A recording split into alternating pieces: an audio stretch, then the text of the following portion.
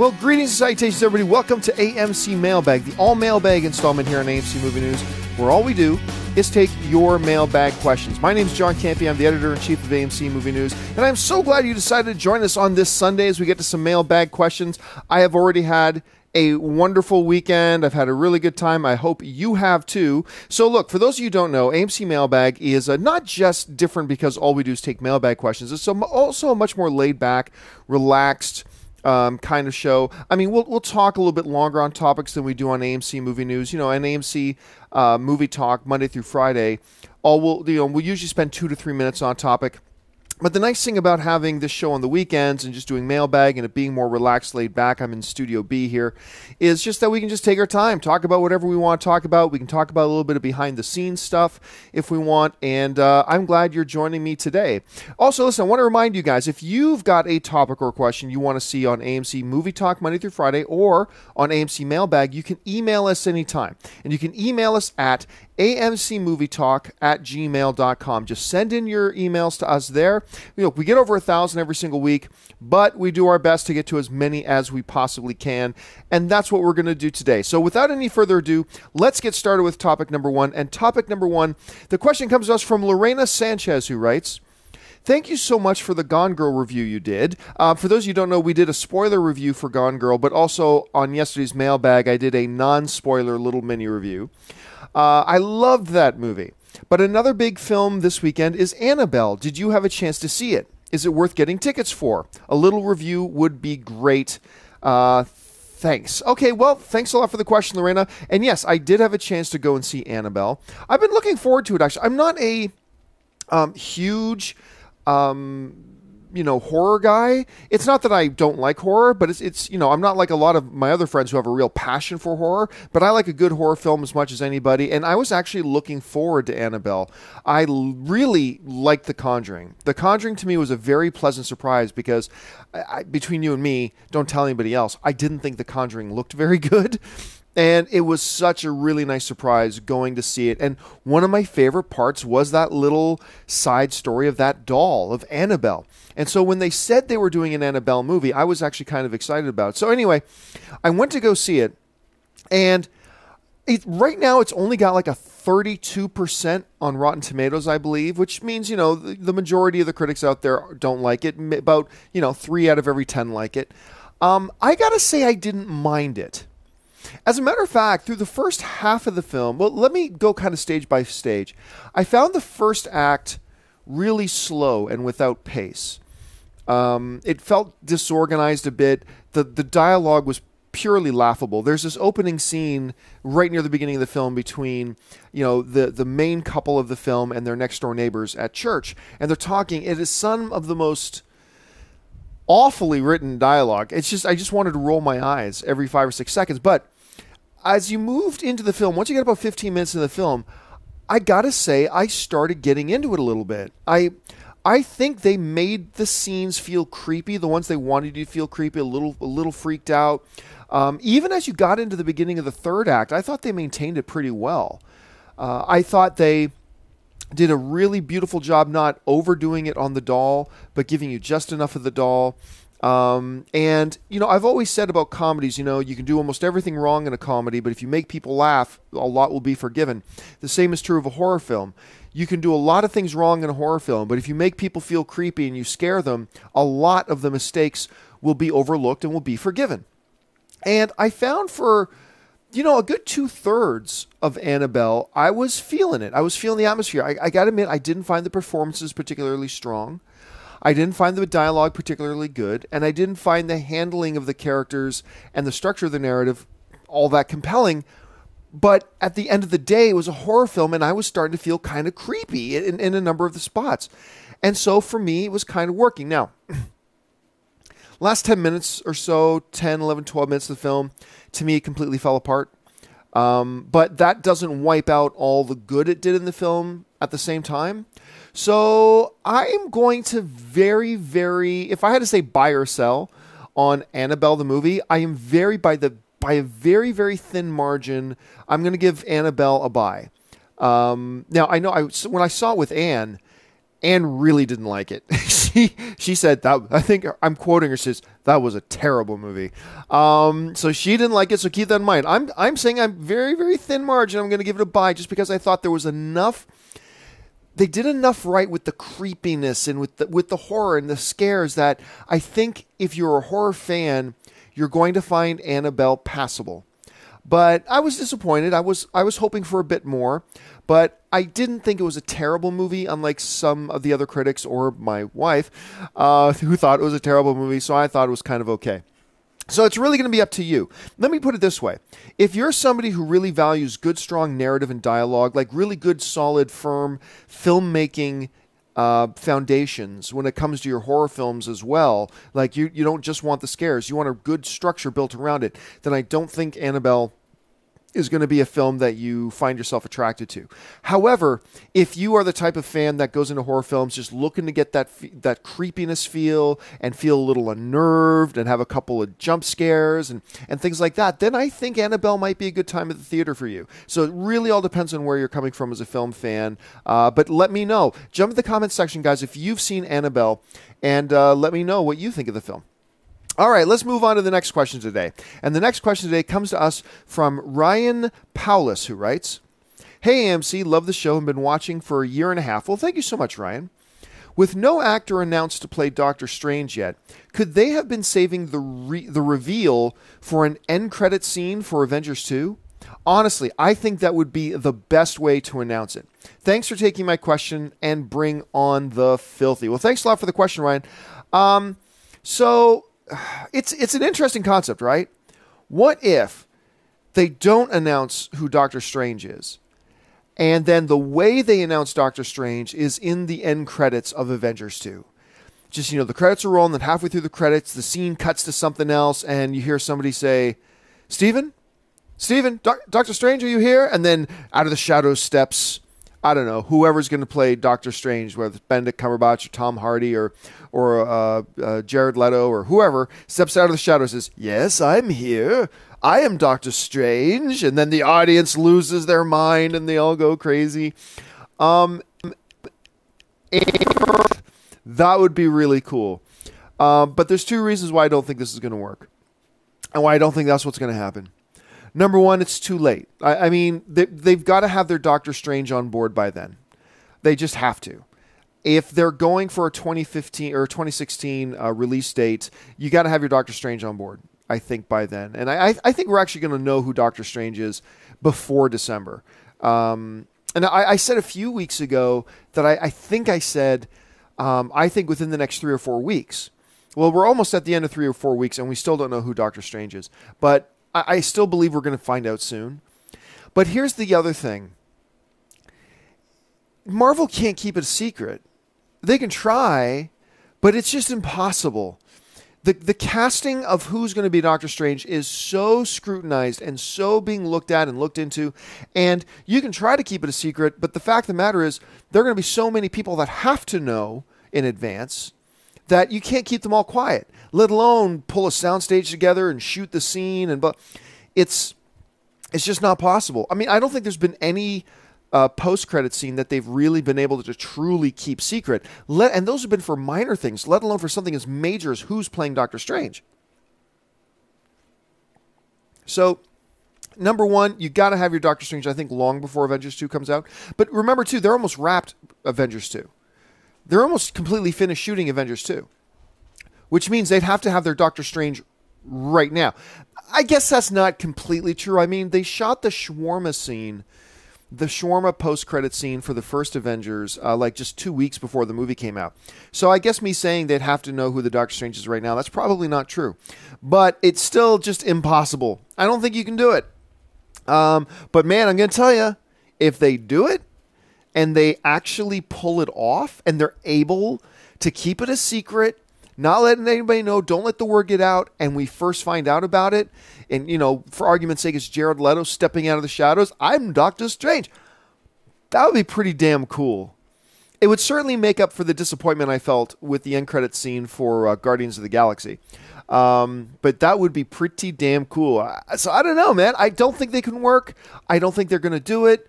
I think it would be almost a logistical impossibility to pull it off. But if they did, That'd be pretty special. All right, let's move on to the next question today. And the next question today comes to us from Pedro Ordonez, who writes, "Hey, everybody, you guys are doing a marvelous job." Well, thank you, Pedro. Keep up the great work. Now, me and my friend were on the phone talking about the difference between sequels and trilogies. He says that the films within a trilogy are not considered sequels because they are telling a continuous story with 3 films. But my argument is, if they are all continuations from one another, then aren't they still considered sequels regardless if they're in a trilogy or not? I kid you not, Pedro. I had this same debate with a friend of mine probably it was before I came to LA, so it had to be about 7 years ago. Had practically the same debate. And I was actually, at the time, I was on the other side of the argument than you. I was actually making the argument that, films in a trilogy aren't really sequels. They're separate things. Sequels and trilogies are separate things. But I have since come to completely change my mind about that and seen the light. And now I completely agree with you. Trilogies are just 2 sequels. That's what a trilogy is. I mean, look at Edgar Wright's film, the Cornetto, the Cornetto trilogy, right? Can you even really call, Shaun of the Dead, Hot Fuzz, and World's End an actual trilogy in any sense of the word? Not really, but they do, and it is a trilogy. So, no. But really, what is a sequel? A sequel is really, in essence, just the picking up and continuation of a story that you told in the first film. What happens next? Hangover, Hangover 2, and Hangover 3, that's a trilogy. Because it's like, okay, so you have these things happen with these characters, but then you have the continuing adventures of those characters and what happened next and what happened next. And that's a trilogy. In Star Wars, I mean, no one's going to say that the original Star Wars trilogy isn't a trilogy. But really, the first Star Wars kind of wrapped it up.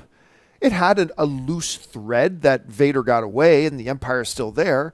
But the rebellion won the day. Everybody got their medals. The Death Star, the ultimate threat to peace in the galaxy, was destroyed. Spoiler. So, I mean, you can make an argument that, okay, well, just the Empire Strikes Back comes along. But that was the what happens next part. And now, then you can make the argument, as I once did. I used to make the argument that, well, yeah, but it's different when you have films that were always intended to be trilogies. It's still a sequel. Now we're just playing a game of semantics. It's still a sequel. Empire Strikes Back is a sequel to Star Wars. The original Indiana Jones trilogy. I mean, none of us want to count the Crystal Skull. So the original Indiana Jones trilogy, those were 2 sequels to the original film. Some people say that the second film was actually a prequel. So however you want to look at that. So no, I agree with you. It's a sequel is a sequel is a sequel. Now, if you get 2 sequels, then you can call it a trilogy. But now you're just playing an artificial. What I realized at the time was I was playing an artificial game of semantics, where I was just making stuff up about what differentiates a trilogy from a sequel. And then I realized I was just making wild reasons up. And when it comes down to it, the only thing that differentiates a sequel from a trilogy is another sequel. Once you get one more sequel, it's a trilogy.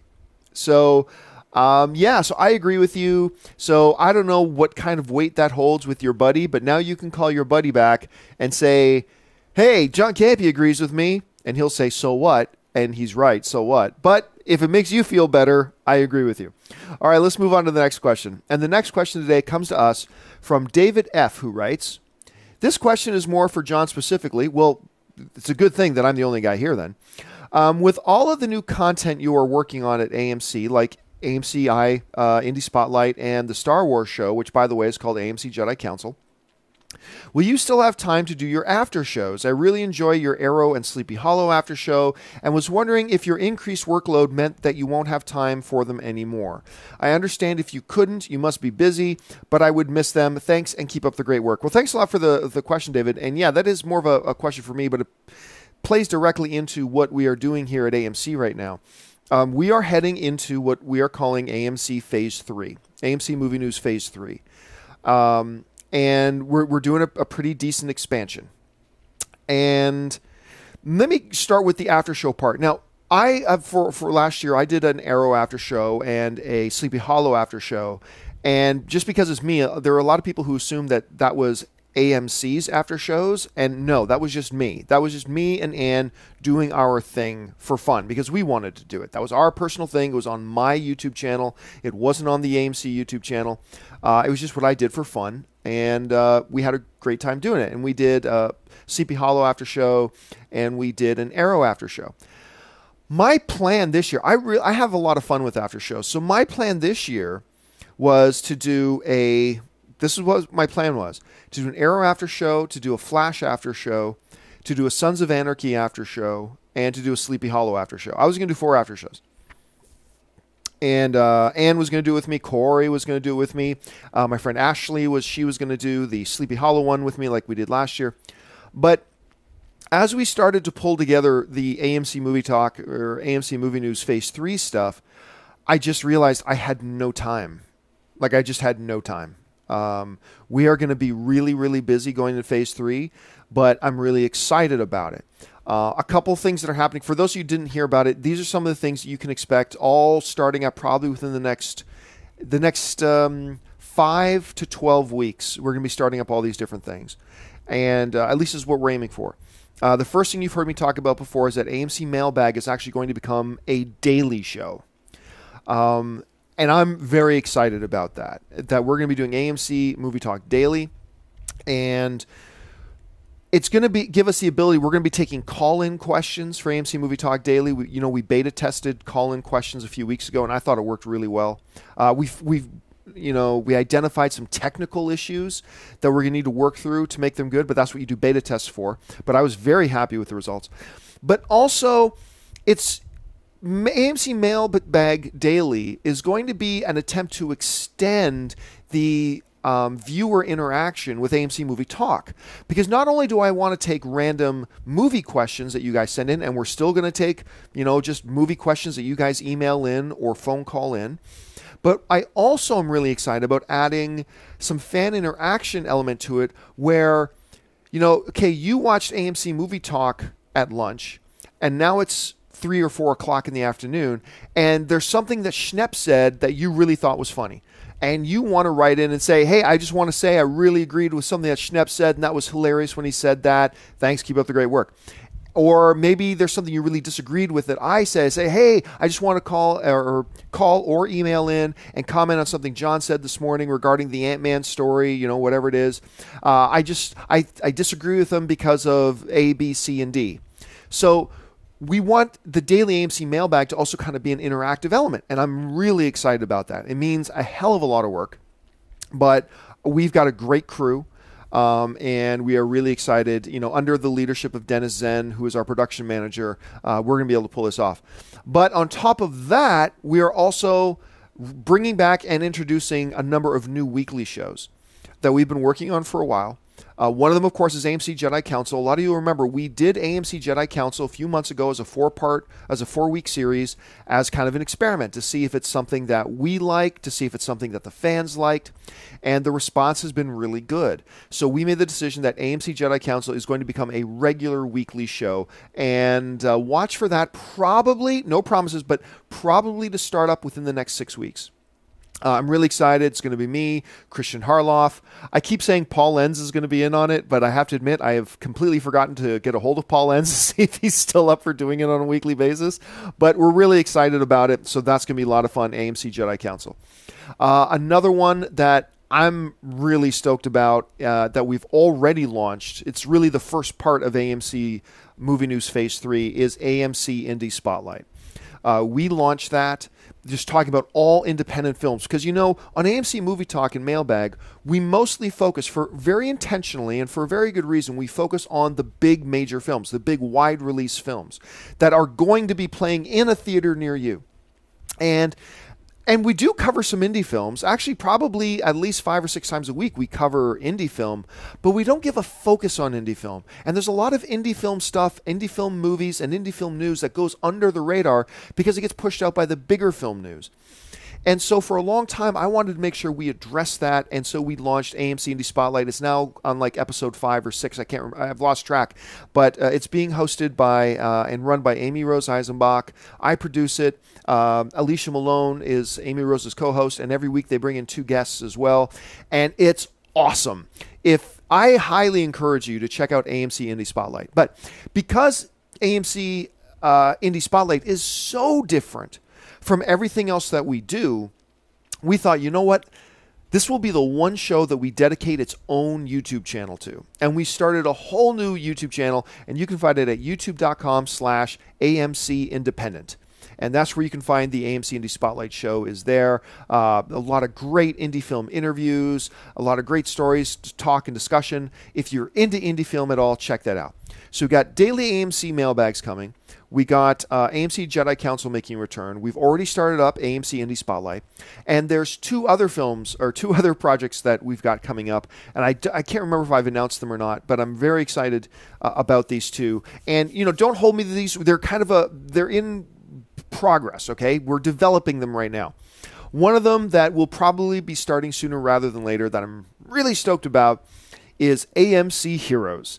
Because, comic book movies are the biggest genre in the movie business right now. And we thought, wouldn't it be great to get a weekly show where all we do is just talk about the biggest comic book movie news of that week. And because, we have a little bit of comic book movie news talk on almost every show on AMC Movie Talk. But, we do 7 to 8 stories a day or topics a day. And, usually it's like 2 out of the 8 are comic book related. So we thought, let's get a show weekly that just pulls all the biggest comic book stories, get a bunch of sweaty nerds together, and we'll just talk comic book movies. And so John Schnepp is going to be in that. Probably myself will be in that, and we're still working out how it's going to look. But look for that to start sooner rather than later. So that's going to be AMC Heroes. And the other one that I'm really excited that we're starting out, probably this one won't start till January, but it's going to be AMC Rewind. And AMC Rewind is to address the fact that we don't talk a lot about older movies on AMC Movie News. And so we thought we want to talk more about some of the greats, some of these older movies, and maybe some great older movies that maybe don't have the classic status and maybe you've never heard of before and you want to check out.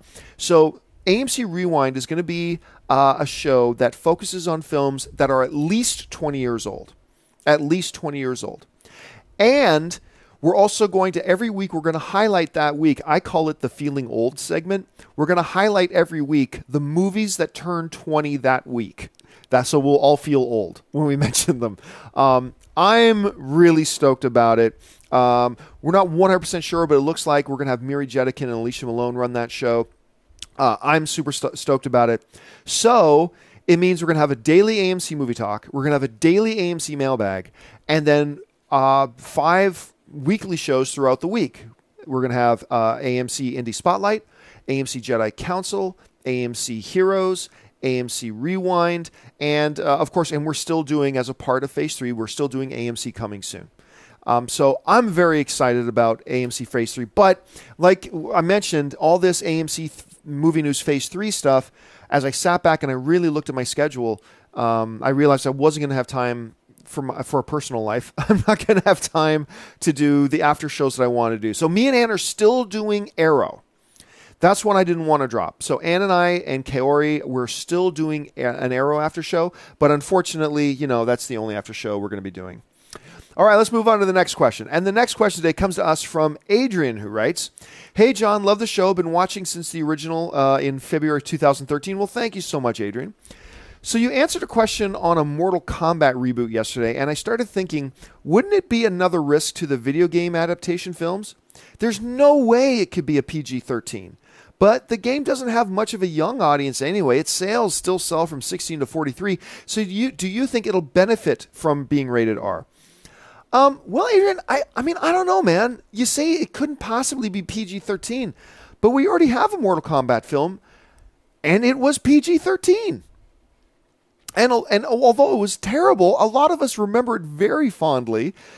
We talk about Mortal Kombat all the time. It's an awful movie, man, but I love it. And I find a lot of people feel the same way about that original Mortal Kombat. It's awful, but we love it. It's great classic status. He had the Highlander playing Raiden with Christopher Lambert. But so I don't agree with you, dude, on the whole sense that it's absolutely got to be rated R. No, it doesn't. Because the first Mortal Kombat is beloved, and it was PG-13. But you raise a very, very good point. Mortal Kombat is not a game that is being played by a lot of 14-year-olds today. It's a little bit of an older franchise now. It's not being played by a lot of kids who couldn't get into an R-rated film. So on that basis, would it be smart to make a Mortal Kombat an R-rated film? Well, it depends on how long-sighted you want to be or short-sighted.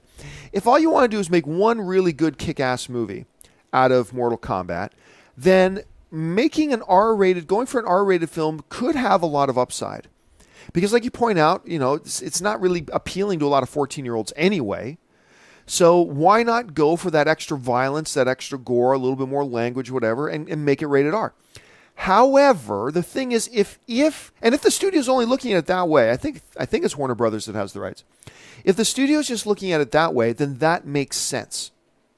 However, if they're looking at it more long-term, like if they're looking at making a new Mortal Kombat movie in cooperation with launching a new line of Mortal Kombat games and trying to get it reintroduced to the modern game console experience, to the new PlayStation 4 and the Xbox One fans and all that kind of stuff, if they're looking at it that way, then they're absolutely not going to do rated R, because while there are not a lot of 14, 15, 16-year-olds playing Mortal Kombat today, their long-term goal may be, we do want those 13, 14, 15, 16-year-olds playing this a year or 2 or 3 years from now. And if that's the case, then they want all these 13, 14, 15, 16-year-olds going to see the new Mortal Kombat movie, which means they got to make it PG-13. So short-term goal, just looking at it as a film or maybe 2 films, yeah, I think you can do it rated R, and I think you could benefit from it. However, if you're a company and you're thinking more longer-term, then you probably want to go for the PG-13 rating. So some excellent points in your email there, Adrian. Thanks a lot for the email.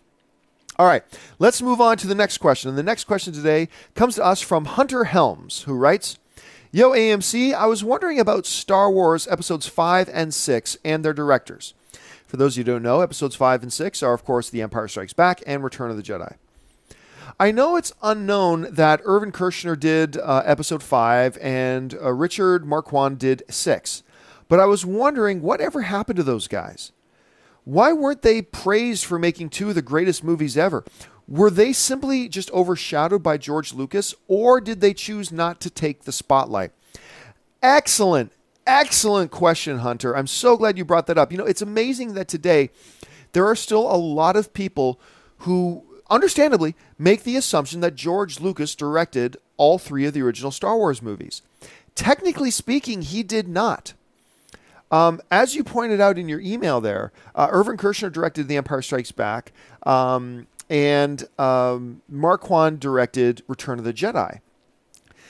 Now, of course, let me get to your question now. So you're asking, why aren't these 2 guys more celebrated or more well-known? Why are they so forgotten that these guys directed 2 of the greatest films of all time? I think there are 2 reasons. The first reason is George Lucas. I mean, while Kershner and Marquand directed those second 2 films, everybody knows that the guy making the final decision on everything was still George Lucas. Everybody knows that. Those were his films. And he was giving the final okay or the final no on practically every decision that was being made. And what he did was he put in the directors to handle the working with the actors and all that kind of stuff, which is what George Lucas should have done for the prequels. He should have came up with the stories, had the final okay and everything, but put in some really talented directors to direct those films. But that's a whole nother topic. So that's one reason they get overlooked, because it's not just the shadow of George Lucas. It was, everybody knows George Lucas was actually the guy in control. So there's that. The second really unfortunate reason is because both of those guys only directed 2 or 3 more films after they did their Star Wars films. Marquand did 3 more films, and he did a film. His last film was in 1987. And I think the same month that his last film came out, he sadly passed away. So he only had time to do 3 more films. Kershner, who only died a couple of years ago, I believe Irvin Kershner died in 2010, but he only did 2 more major motion picture films. Again, one of them was the Sean Connery James Bond film Never Say Never Again. I think that's the title of it.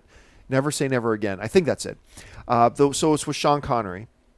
And the other one he did was RoboCop 2.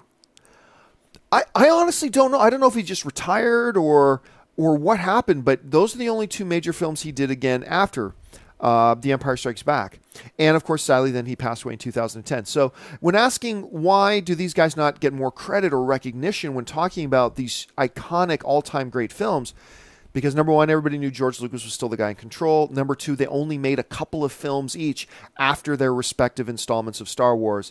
And sadly, they've both passed away. In the example of Richard, he passed away like really shortly after he did Return of the Jedi, which is really, really sad. So great question. Thank you so much for bringing that up.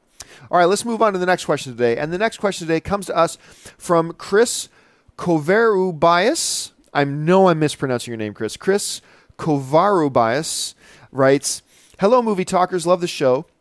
A little too much that gets... I love the show. A little too much that my wife gets mad at me when I'm watching. Hee hee."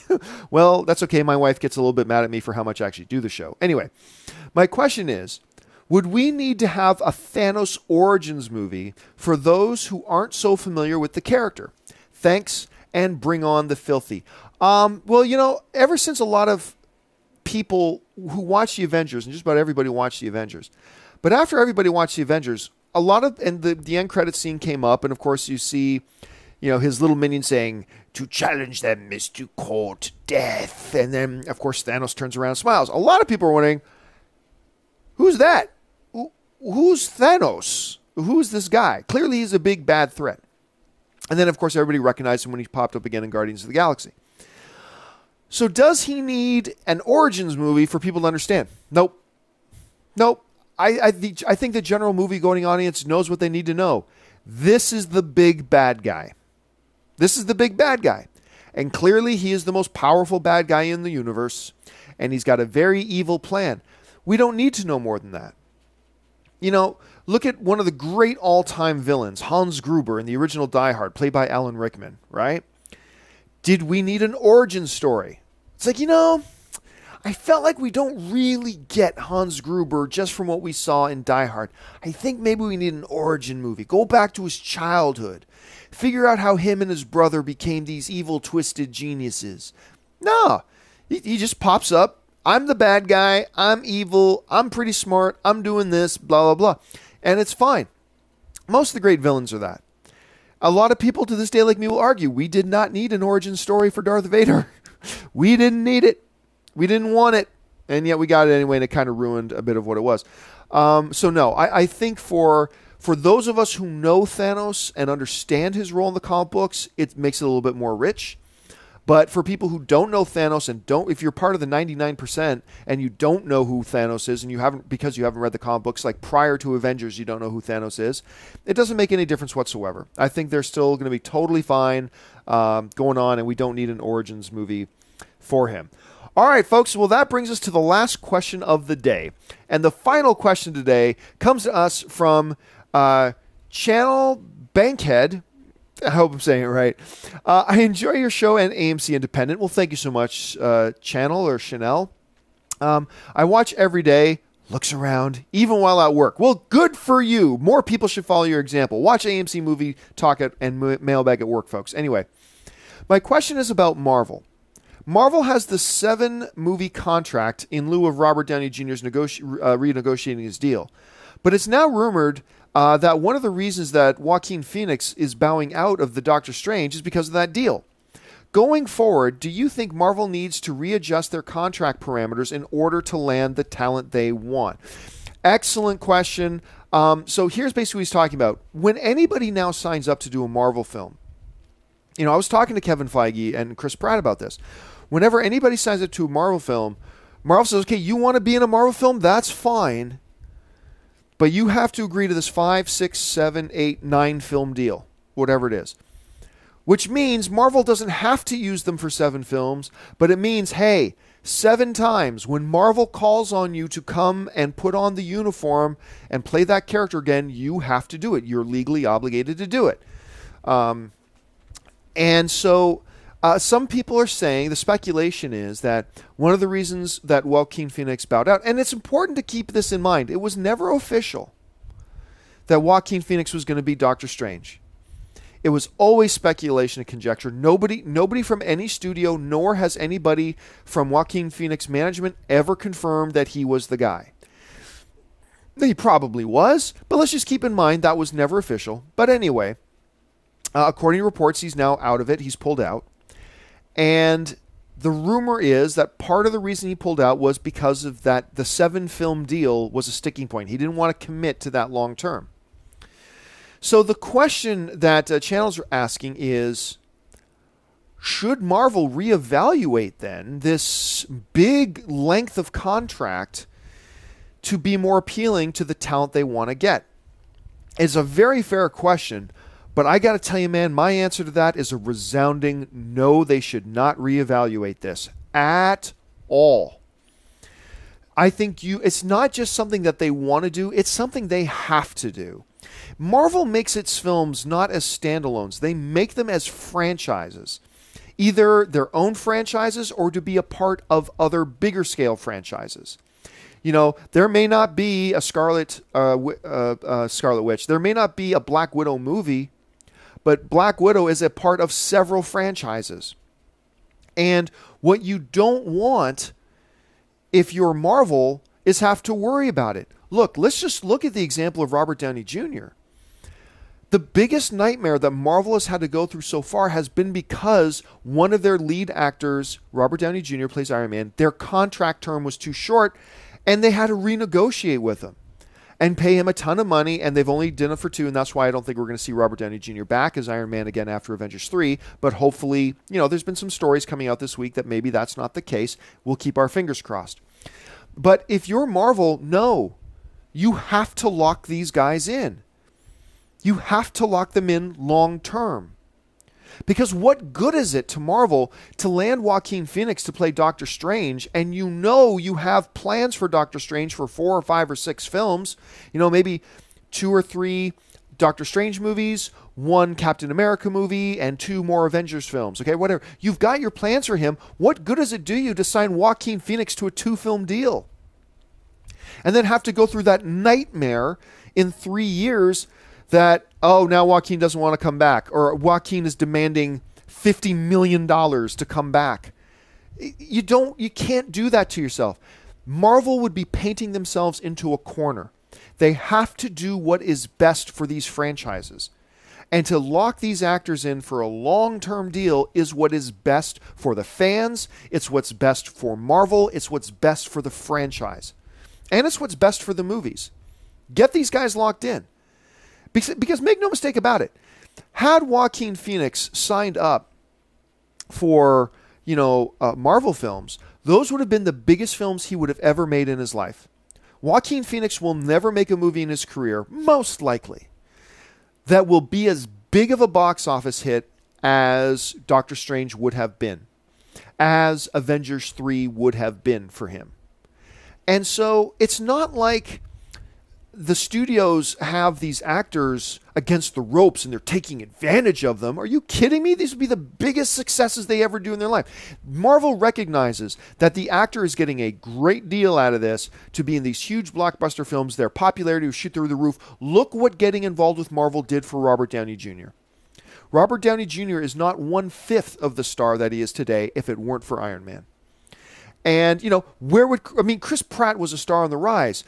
But would Chris Pratt be hosting Saturday Night Live had it not been for Guardians of the Galaxy?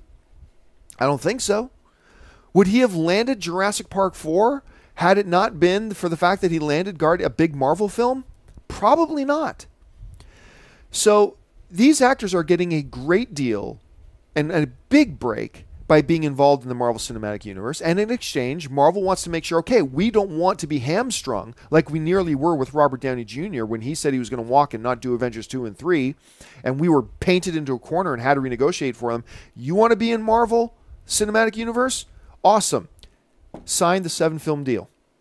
Because we don't want you to come in and hit it and quit it, for lack of a better term. But that's it, right? They want to protect themselves from actors coming in, hitting it, and then quitting it. Getting one big film, say, great, yeah, now bye-bye. Now you got to recast. You got to piss off all the fans. You know, all that stuff. Trust me, I firmly believe Marvel making it and sticking to their guns and making it an absolute prerequisite that you sign that 5, 6, 7, 8 film deal ultimately is what's best for the films, ultimately is what's best for Marvel, and ultimately is what is best for us as fans.